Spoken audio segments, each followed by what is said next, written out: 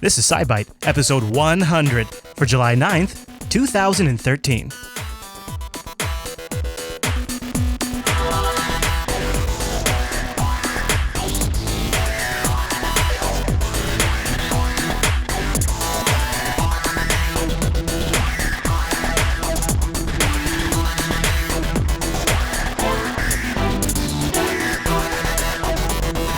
Hi, everyone, and welcome to SciByte, Jupiter Broadcasting's well-crafted science podcast, live over jblive.tv and fresh for download over Jupiter Broadcasting Wednesday mornings. My name is Chris, and joining us every single week is our host, Heather. Hey there, Heather. Hey there, Chris. Hey, Heather, happy science to you. Happy science. So, what are we going to talk about today in episode 100? Today, we're going to take a look at fear and hearing, legislation about embryos with 3 parents, a flashlight without batteries, spacecraft updates, viewer feedback, curiosity news, and as always, take a peek back into history and up in the sky this week. And that's not all. We also have a very special guest. Ladies and gentlemen, welcome back to the show, Mr. Jeremy Randall. Hey there, J-Man. Hey there, guys. Hey. Happy science to y'all. This is the SciByte. Sorry about that, Jeremy. This is the SciByte 2000. It randomly does that. It's been buggy. Well, That J-Man. was supposed to be the push button applause. Yeah. I'm sorry about that, but yeah, Close I'll get it fixed hopefully before the end of the episode. J-Man, we are very thankful for you to join us on our 100th episode. Of course, you have been with SciByte. You were there at the beginning. You were sort of its father, really. You were the. Of course, this is getting creepy, but you know where I'm going, right? Well, I was not so much a father, kind of like a creepy uncle that kind of just shoved him out the door, you know? Okay, science is getting frightened. All right, Yeah. well, before we go too far, why don't we start with the news?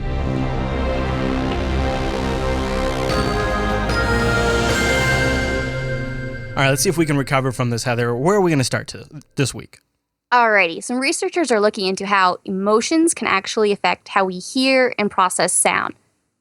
And that how when the certain types of sound become associated in our brains with strong emotions, so that it actually goes the other way. Hearing those sounds evokes those same feelings, kind of associated with almost PTSD, post-traumatic stress disorder stuff. Wow.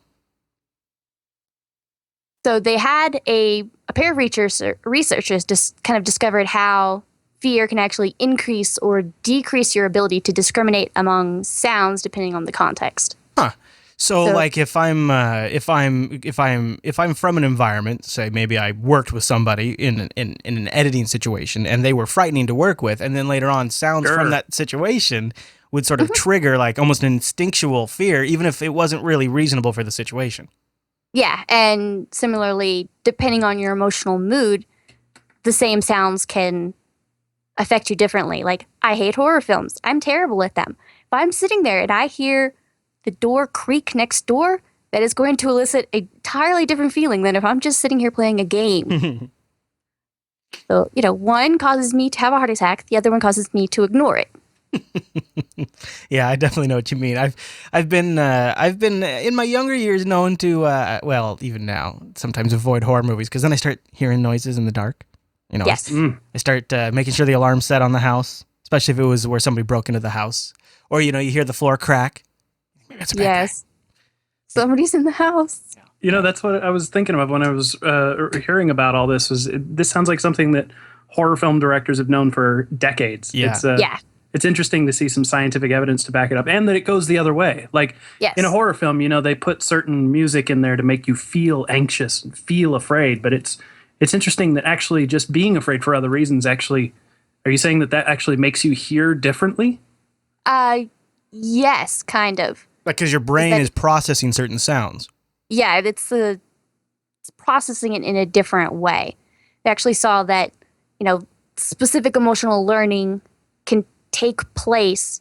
Actually, they were looking at they were doing mice. I guess they were frightening them or something. And it was tones, two tones very close together, and then 2 tones really far apart. One would frighten them, one would not.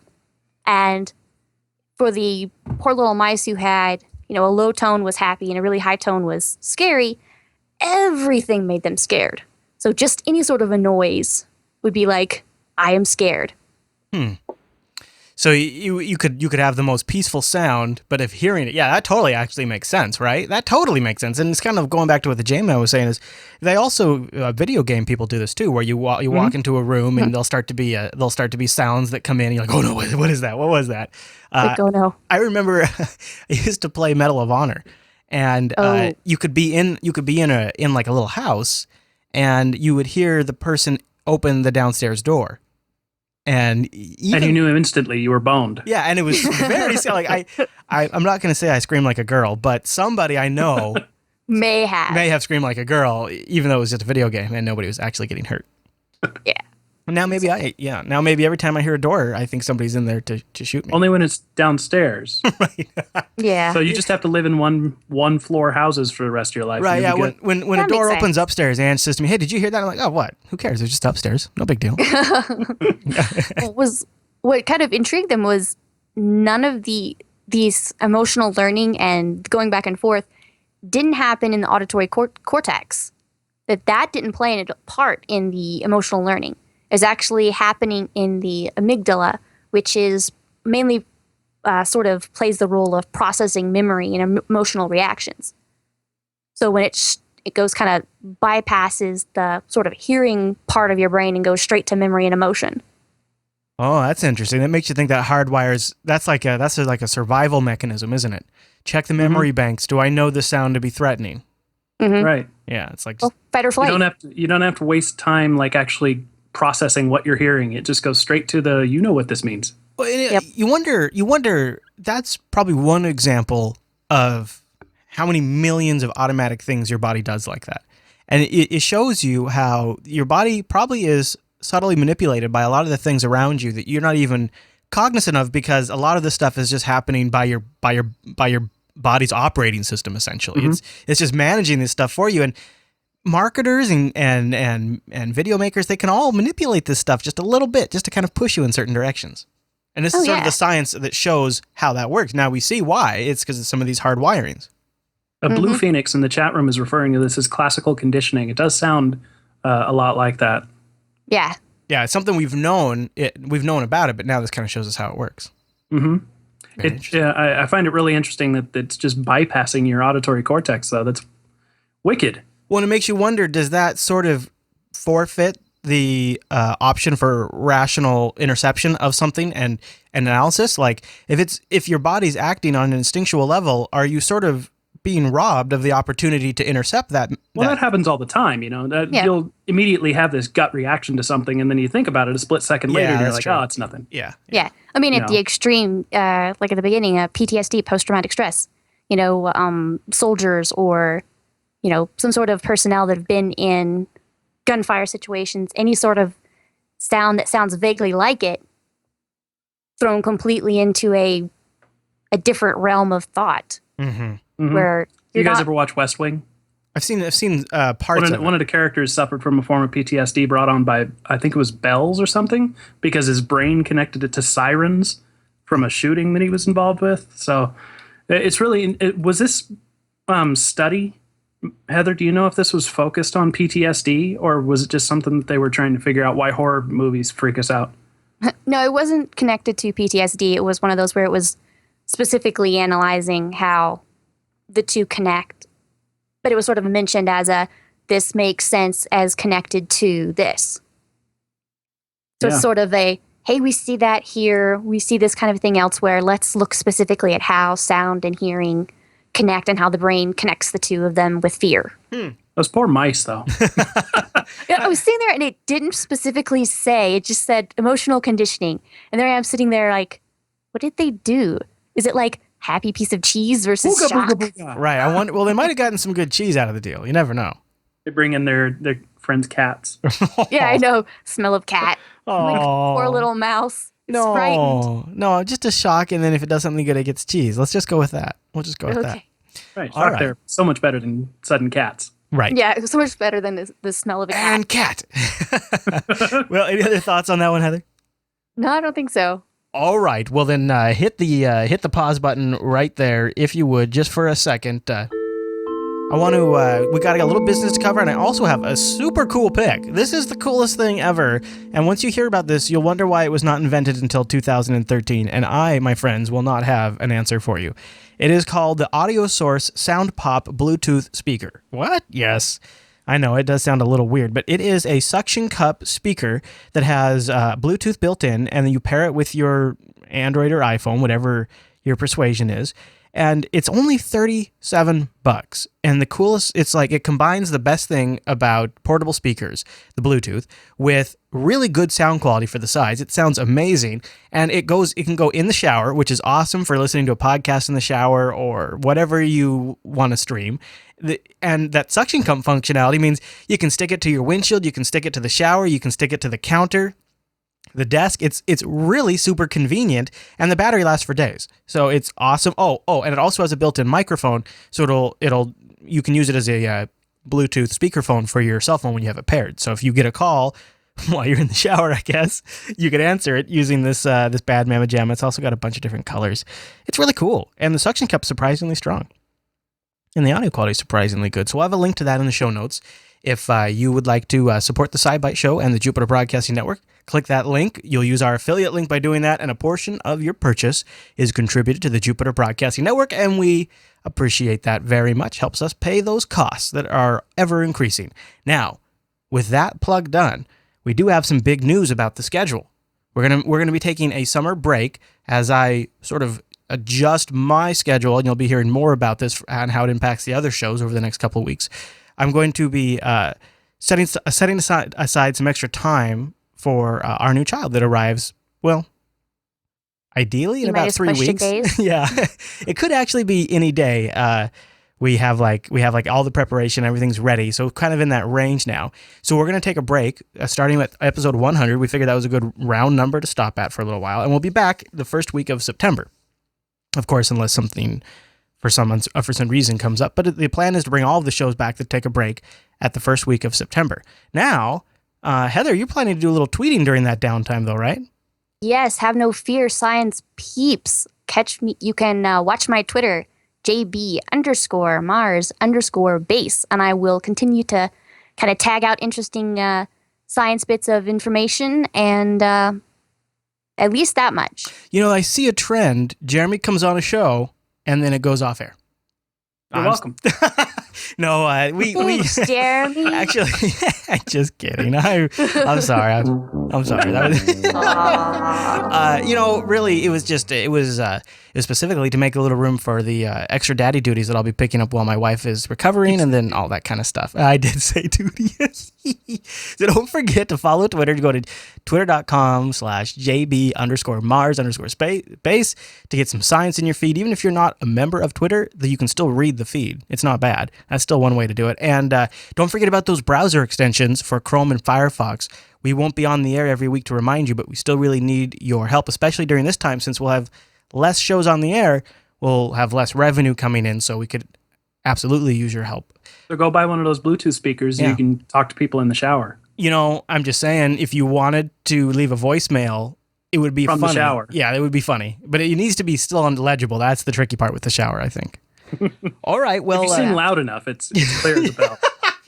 Oh man, my goodness. The amount of shower singing that thing is going to enable. Let us not do the test data. All right, okay.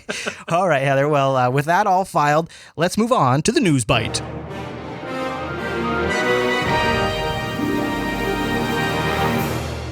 All right, Heather, I'm feeling a little like DNA splicing is in order.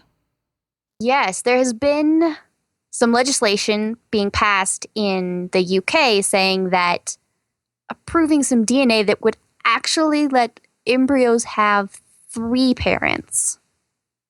There's been research on this before. What? So obviously the classical DNA thing, you see the giant spirals, and then you see them split apart, and the two come together, and it makes one DNA, except mitochondria DNA are sort of in a cell kind of off to the side, and they're sort of the batteries. They keep things running. They provide an energy source, as that comes only from the mother.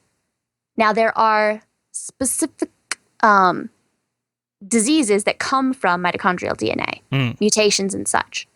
So they're looking at saying, well, can we just replace the mitochondrial DNA with a healthy one, or plug in some healthy sections into where the bad, well, quote unquote, bad parts are. Right. Just splicing good stuff at that point. Yeah, or simply completely replace the mitochondria with a healthy one. What you would call healthy. Mm-hmm. Stories like this just make me sit down and go, man, we live in the future. I know. Now, there's been lots of studies on this before, but it's the fact that the UK is actually kind of looking at passing legislation about this.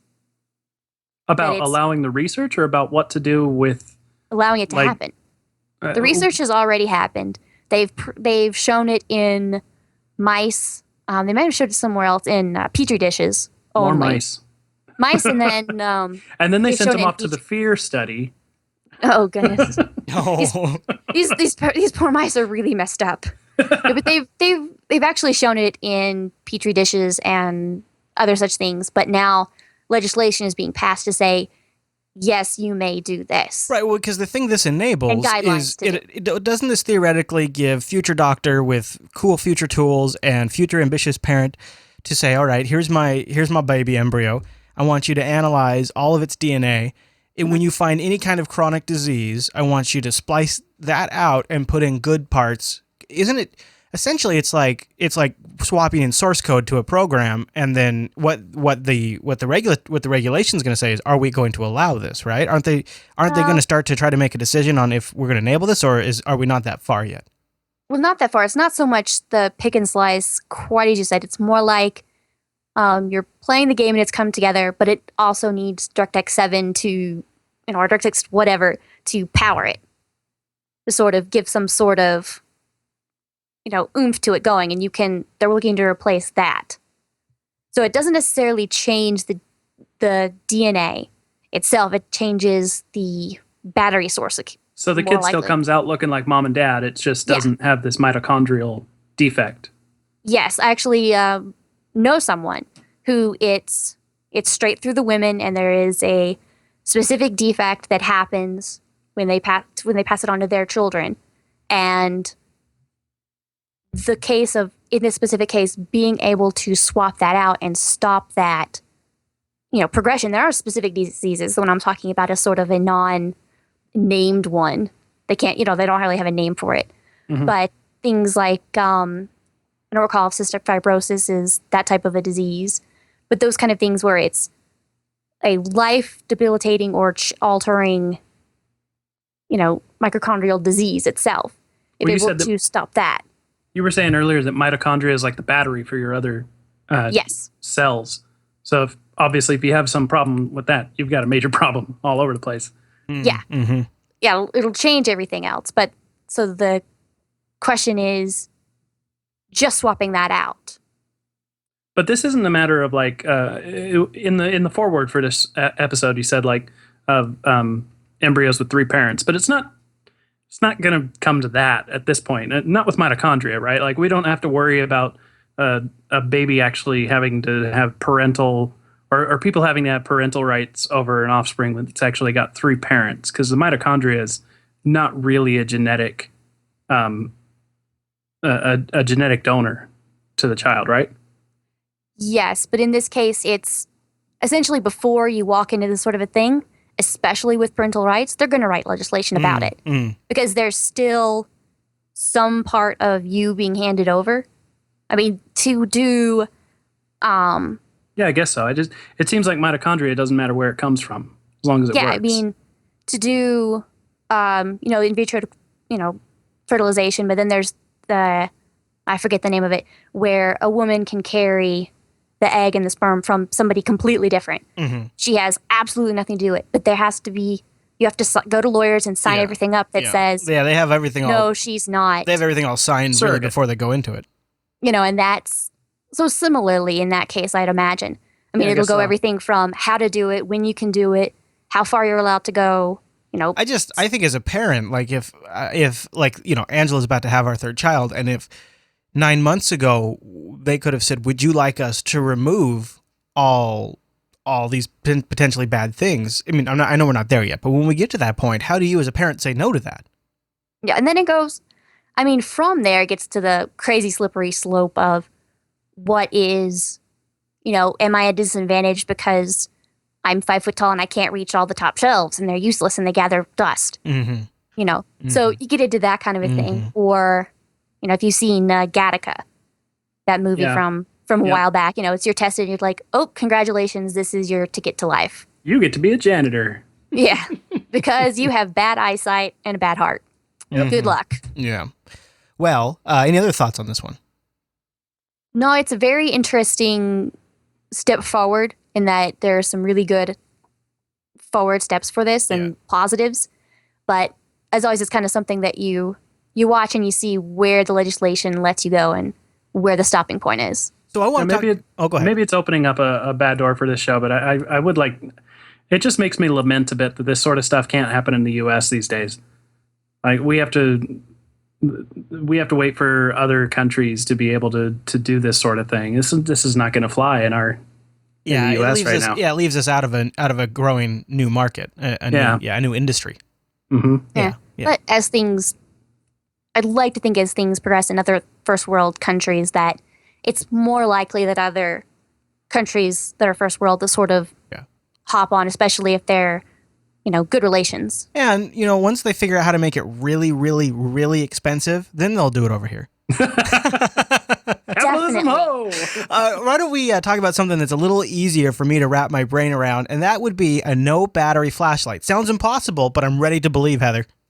Yes, and just to put insult to injury, this is from a student from Canada, but for the Google Science Fair. She's, I think, 16 or so. 15, yeah. 15. So a 15-year-old has gotten us no battery flashlights. In the 10th grade. Yeah, it's been done before. It's through the Peltier tiles, which is thermoelectric effect. Essentially, it means that you can convert temperature differences to electric voltage and the opposite. So it's essentially powered by body heat. You hold on to it, and it heats up part of it with your hand. And so that makes a temperature difference. And it's like a hollow tube. Is that what it sounds like? Yeah, it is. And the inside stays cool just because it's hollow. There's nothing there. Yeah. That's interesting. And because they're in Canada, this probably wouldn't work all that well in Arizona. I like, too, that this is kind of, the real enabler here, right, is obviously the technology she's using to get the power, but also the fact that these LEDs are so low power, right? Yeah. Yeah, I love that. I love that. Combination of different new technologies coming together to make this sort of stuff. It's amazing how all these different inventions that have been developed for years and years and years all come to this point where a 15-year-old 10th grader can put them all together in a package and say, I just created something new. Yeah, and also, all the materials for it cost her under $30. I want to make one of these. That's not the brain power, but... No, this makes me question, why don't we have these Peltier tiles like put into office chairs or something like that to power your desk lamps and stuff like that? Or just a charger to your phone, right? Because I got to tell you, my butt is warm. If the other side of that thing is cold, that's a lot of electricity, I'm sure. And it'd probably be comfortable. Because it's cooling, it'd be removing the heat. Right. Science is going to take your word on it. All right, well, any other thoughts on that one, Heather? No, let us leave power research. All right, then that means it's time for the 2-Byte News.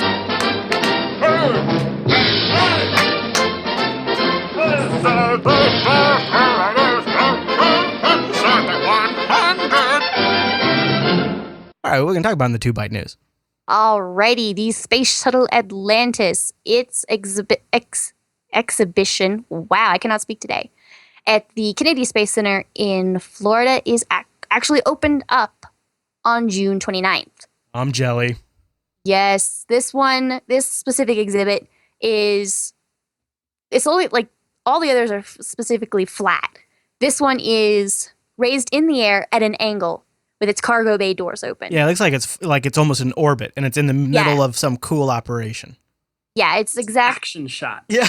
It's actually to the exact degrees that it would be in orbit. Space shuttle porn. Yeah, that is an action shot if I've ever seen one. Look at that thing. And they've got like, it looks like a big poster of the Earth behind it. Yeah, they've got Earth, they've got screens behind one so they can kind of change it out. I believe they're going to do a mock-up of the, I thought at one point they were talking about a mock-up of the Hubble Space Telescope nearby. It almost, I can picture how this looks, right? You're in this exhibit area. There's a nice walk around. Honestly, when you look at it in this context, it almost doesn't look real. It looks like a prop. Yeah, there's two levels. To see a space shuttle in person. Like it seems like it would be, first of all, awesome to see something that had been up in space and taken humans into space and everything like that. But I've also heard they're actually kind of small, like relative to what you might expect. They cram so much into this little space. Yeah, that's kind of my impression when I'm looking at this. It does seem a little smaller than I expected. Yeah, there are some images that give you a better perspective with, people nearby, but it does have two levels. So you can walk underneath it, or there's a second level where you can kind of walk around it. That is so cool. Anybody who gets to go and see that, totally tweet me about it. Tell me about this. Tell me about this screen this gal's standing in front of. It looks like she's maybe controlling the space arm or something. Oh, this is probably. Oh, yes. This is one of those where it's an interactive thing. Yeah. It's just going to be where you're holding. It looks like it's probably. It's like a demo, kind of. Yeah. Yeah. It's a demo simulation. That's so cool. A lot of these different NASA centers will have those kind of things.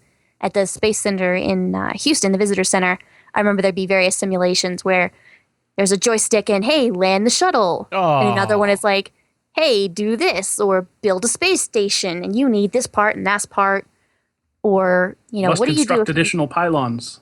Yeah, it's, digital versions. There was like an actual interactive, you go up and you turn a knob on this, you're on a little floating chair that's with air floating. They lower this little quote unquote satellite down. And you have to turn knobs and everything. And if you push it too hard, it like flies away from you. And you're like, oh, I ruined the mission. I just destroyed a multi-billion-dollar satellite. Oh. It wasn't me. Joe did it. Well, so I want to go. That sounds like a ton of fun. Yes. I have an incoming transmission from the SciByte 2000, Heather. I'm going to patch it through. Oh, look at that. It's a spacecraft update. It is. You may have seen in the news, they may have made a big deal about it this last week or two. Voyager I. It's not in interstellar space yet. No, not yet. I thought maybe you'd do it for 100 for us. No, it's kind of hitting another area. They keep hitting like new zones. New thresholds. Yeah, I was going to say, I don't want to be a little bit of a poo-poo here, but I seem to be, I think the same news story keeps coming up every month. That's why I say, what is it? There was an XKCD comic that I tweeted a while back, and it was essentially, it's like, if it left the solar system as many times as it had, I was like, no, stop saying that. It's like every time, it's like an onion. And so we're like leaving the outside layers of the onion. We don't know how many layers there are. You say parfait. Ain't nobody don't like parfait. Okay, we're traveling from inside the onion going out. 11 billion miles. Yeah, we don't know how big it is. So it's every time we hit like a new area we don't know anything about. And so then all the major media goes, oh my gosh, we've left the solar system. And it's like, no, not yet. Now, it has started reading a lot of cosmic rays. They have some low energy charged particle instruments. And it actually has shown that the amounts have gone on up quite a bit. So now the particles from the energetic particles from the sun are fairly low. But now for the first time, we're actually detecting some galactic cosmic rays. So we're starting to see some actual galactic rays. So that was kind of exciting. We're getting somebody else's rays, huh? Interesting. Yes. But we haven't, quote unquote, left yet. Well, they're just right next door, right? Yeah. Yeah, Vulcan. It's right over there. Be there in no time. Right. Uh-huh. Right. Uh-huh. After we leave the solar system another dozen times. Yeah, I mean, it could be a month, it could be years. Sometime in the next future, as I wave my arms in the sciencey way, we will leave. Yeah. But hey, that instrument is like, it's trucking. It has worked for like 36 years. Yep. Yeah. Which is like 9 times the number of years it was scheduled for. It's done like different steps for this detector. It's done like 12 times the number of steps that it was designed for. And this one has, doesn't this one have like recordings from Carl Sagan on it? Or is that a different? It does. Yeah, okay. I believe they both do. Yeah, they have golden records. Does anybody know like how long it takes for transmission from Voyager to get back to Earth at this point? I believe we did actually 16 to 18 hours. Yeah, I was gonna say like the last time we covered the story, we did have that math. Crazy. Yeah, I know it's got a Twitter. Oh it's like every once in a while. Voyager 1, Voyager 2, and every once in a while I'll be like, hey, my radio signal takes this many hours to travel back to Earth. Well, and occasionally it'll be like, hey, we've rotated. So this thing gets launched before the internet exists, right? And now it has a Twitter feed. Yep. Times are changing. That is how awesome it is. Yeah. So I have, you know what? I have this flashing red light. And as you know, on the SciByte 2000, either means self-destruct or it means an incoming communications. I'm going to press self-destruct. Incoming communications. Yes. Oh, phew. Maybe next time. Little SciByte 2000 roulette is what I call that. Okay, Heather. So what do we got? Alrighty. We had some send-in from Nick Tannen through the emails, pointing out a story about some powerful radio pulses emanating from outside the Milky Way. Aliens. But not aliens. 5 billion to 11 billion light years away. Maybe aliens. No, not aliens. But it might be aliens. They lasted more than a millisecond, and they powered off the amount of energy that the sun does in 300,000 years. Whoa, did something go boom or what? Yeah, that's the theory. We don't know exactly what is there. Chris, you know that flashing red button? Oh. Hey, was this? Did they observe this last Tuesday around 7:30 p.m. Pacific? Heather, do you know? No. I think that might have been. No. No, actually, this was I think the observations were technically done last year. It's just there was a lot of going over the data and a lot of follow up after the fact, and so the paper is just now coming out. Okay. Well, the first time they saw it, didn't they think it was just some sort of instrument anomaly? They saw one burst. Yeah, they saw one burst years ago. So they had seen something like this before, but there was just one. We're not quite sure what happened. And so this was recent, and it was 4 bursts altogether. And so it was much more likely that they went, oh, wait, this is something. The other one was probably something too. So they're kind of they're able to determine that it was outside the Milky Way because as these radio transmissions travel, they kind of slow down or stretch out as they pass through different things. But this transmission, the energy source, that burst, was more than 300,000 years worth of the sun's output in just milliseconds. Yes. Wow. I mean, that breaks my monkey mind, to be honest with you. It's astronomical. It is. Imagine that. Funny how that works. I mean, they looked where it is, and they don't really see anything specific right there. There's no object there. They would have looked before it happened, maybe. Oh, yeah. Optical, gamma, X-ray. So they're not really... Even I think they can go before that and see in that area, was there something really spiffy? And then they went back... This all is, then? They went back a year afterward. It wasn't there. There was no transmissions, no signals.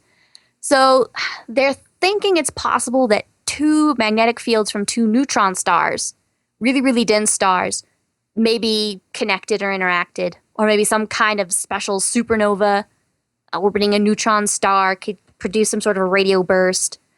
Now, both of those would probably be fairly rare. What they're kind of leaning towards is a giant burst from a magnetar star, highly magnetized type of neutron star. These are really, really powerful. Wasn't Magnetar a bad guy in Transformers or something? Seriously. Magnetar. Oh, man. Good times. Good times. So, no, my theory is, in Star Trek when they go into warp and there's that flash? Yeah, that's this. Could be. Maybe it's some Sends out an FRB, they call them. So that is an alien. Yes. That is an alien, then. It's just not intentional. Right. I mean, I'm not going to say aliens, but aliens. Yeah. All right. Not aliens. Okay, Heather. Well, any other thoughts on that one? No, it's just that have they tried putting these radio bursts, like tuning to FM and see if it's actually like, interstellar jazz or something? They would Speed have to jazz, slow. obviously. Only lasted a millisecond. Yeah, it would last milliseconds long. That's That would be compression. something. But what's crazy is they're looking at this because they can only look at such a narrow little piece in the sky. They're actually calculating that there could be one happening every like 10 seconds. Whoa. Well, you got to go to warp frequently. There's a lot of them. There's a lot of them. All right. Well, while we're up in space, why don't we head over to Mars and do a Curiosity update? And liftoff of the Atlas V with Curiosity. Touchdown confirmed. That's We're right. safe on Mars. That's a wheel. Right there. Okay. So, right there. what's the rover up to? I hear it's been snapping some pictures. It has. It took 86 frames of pictures, combined them together, and it was able to see Phobos, the larger of its two moons, passing overhead. So they kind of showed the quote-unquote video as a series of images. You can kind of see it starts low in the center and from the glow, and then it kind of moves upwards. Yeah, it looks like Phobos is really lumpy. it looks like a little. It is funny how it is kind of like a little jaggy in its path. Obviously, it just must have been the camera, Yes. not the moon. Both of Mars's moons aren't spherical, really. Aren't They're isn't that right? asteroids. Oh, Yeah, they're not so much moons as captured asteroids. Oh. Captured asteroids. Yeah, So, I mean like- they're big, yeah. Yeah. Okay. but I mean they're Kinda- not like the kind of asteroid that'll fall in your backyard and you put it on the mantle. That kind of makes it cooler, actually. I didn't actually know that. Yeah, it was 27 minutes crammed into those few seconds of, clip of, that they have as I Sure. do quotes in the air that no one in the internet can see. Right. Well, you did a good theater of the mind description, though. Yeah, but the video is really cool. I had geeked out fun on it, so go check show notes. Watch the video. Video is in there. All right, very good. Well, that's it for the Curiosity update, right? Okay. Yes. Well, then we got to warn Jeremy. So, J-Man, something new that we kind of stumbled upon. We have a time machine, and we're going to need to go ahead and step into the time machine. Now, No big deal. It's only a 2-person time machine. So, Okay. you probably ought to sit because you're a guest. So, and I got to sit because I'm driving. So, Heather, Well, thank you. hold on to something, all right? Okay. Here we go. Did you put an arm? Hold on. Sit in the cup holder. Aren't these nice? Yeah. Cool seats now. Got a little bumpy there at the end. The time machine this week brings us to 48 years ago, July 14th, 1965. What You happened? got a time machine and you only go 48 years ago? Well, we've gone like 2,000 years. Oh, okay. Like, Yeah, one we've time gone we only, over 2,000 yeah. before. I'm just missing out. To be honest, I'm not special the enough further to go back 2000. the further back we go, the more it costs. So it's kind of Yeah. a budget thing, Yeah. And the ride gets kind of scary. We went really far back earlier in the season, so now we had to tighten things up towards the end of the season. But what happened this week in science, Heather? The first close-up of Mars, the first picture that we had, the Mariner 4 satellite sent a transmission of the first close-up, consisted of 8.3 dots per second of varying degrees of darkness. So the transmission took 8.5 hours to send this one poor little picture. It was all black and white too. Oh yeah, completely black and white. It was, 134 million miles away from Earth. It was about 10,500 miles above the surface of Mars. And so this satellite hit out there, took a camera with digital tape recorder. It was only get about 20 pictures. So it took a lot. It had instrumentation for, For other readings. radiation, cosmic rays, all sorts of other different things. But it was actually able to take a picture, and you thought your download speed was really bad. Nope. This picture took 8.5 hours. Whoa. Isn't it kind of crazy that that was just 48 years ago? And we've gone from having our first close-up to actually like listening to a robot that's on the surface of the planet send out tweets. Right, and like we now this is my go-to for Mars now, but I just think it's so awesome that we had a jet crane robot lander with a reactor in it land on the surface while being monitored from an orbiter in space taking pictures the whole way down. Like that's where we're at now. It's a quantum leap in improvements. Oh, and don't forget the laser. And it has a laser and like all kinds of instruments, and they can update the operating system from Earth, and it's just all this really amazing stuff. So yeah, when you think of 48 years ago, 8 hours to get one grainy black and white picture. Yeah, versus The bandwidth though isn't how awesome many now, though, is it? It's still not like. It's still. There's just you have distance. yeah, it's just only distance about how long it takes to send the data, which is literally however speed of light, however many minutes away that Mars is. Right. I believe it's 8 minutes. I mean, that's sun. All right, well, let me recalibrate the SciByte 2000 so that way we can look up into the sky this week. Alrighty, on Wednesday, July the 10th, just after sunset, look over to the west. You're going to see the thin crescent moon just above the horizon. And to the lower left, you might be able to see Venus. On Thursday, July the 11th, right about twilight, you're still going to be able to see the crescent moon. And now Venus is about 1.5 fist widths. If you hold your arm at arm's length, fist at arm's length, it's about 1.5 fists to the right. And now on Friday, July the 12th, so the moon and Venus are still over there, but just slightly above the midpoint, you're actually going to be able to see the star Regulus, which is the brightest star in the constellation Leo the Lion. It's actually 2 binary stars, so 4 stars altogether. So if you're over there Friday night, have friends in the twilight, you look over to the west, you see the moon, you see Venus, you see a little bit of a star about midway between. You can tell them that's actually 4 stars. You know, I love this segment, but every time I hear Heather say this kind of stuff, I always hear it in the voice of that guy that used to do those commercials on television. You know what I'm talking about? Like, Billy Mays? No, it wasn't Billy Mays. Oh, no, that's when I hear your voice. The slap chop guy? No, it was this guy that he used to stand in front of a blue screen and he'd be like standing on the rings of Saturn, like, if you look off into the west, that's look up Horkheimer. into the sky. What's He was the sitting on guy's name? Saturn's rings. Horkheimer. Yeah, That's that right. guy. Yeah. I actually have met him before, and I know exactly what you're talking about. Yeah. But- They like play him during Sesame Street or something. I don't Yes, remember. that actually makes me feel much better and happy. So I was frightened and sad, and now I'm happy because it was Horkheimer. Way and I better than liked Billy that. Mays. Way better than Billy Mays. Yeah, way Yes. Yeah. Or slap chop guy for sure. Yes. So moving back to planets, Venus this week, as we talked about, is going to be over there in the west to northwest in the twilight. Mars and Jupiter are unfortunately hanging out in the glow of the sun, so we can't see them. But Saturn, you can actually see to the southwest just after dusk, with Spica going to be about 1 fist held at arm's length to the lower right. So you've got Saturn and Spica over there, and Saturn with its wings of rings is floating up higher. So it's going to be to the upper left. Okay. All of that outlined in the show notes. So if you see something in your sky and you say, gosh, I know Heather said something, but I can't remember. She's got it all in the documented, beautiful, laid out in the show notes. Go over to JupiterBroadcasting.com and find SciByte 100. Scroll down to the bottom of the show notes, and that's where she has what's up in the sky outlined for this week. All right, well, I think that brings us to the end of episode 100, doesn't it? I think so. Well, J-Man, thank you very much for joining us. It's been a lot of fun. My pleasure. Indeed. It's nice to be back. It was great. And congratulations, you guys, on keeping this going for 100 episodes. Dun, dun, dun, dun. Thank you. And Heather, really all credit goes to Heather. She puts in a ton of work every single week into every episode. I know. She really works very hard. And she has for 100 weeks now, which is incredible. And she's Remember when I used to be on this show? Yeah, it was all her. Yeah, no, it's great. You had cutting and pasting a video. That's true. Yeah, That's yeah. true. Yeah. And now I have a soundboard, although sometimes the soundboard goes completely crazy. Yes. Yeah, that's true. That has happened. Now, don't forget, we are going to be taking that summer break. We'll be back in early September, but you can continue to follow Heather.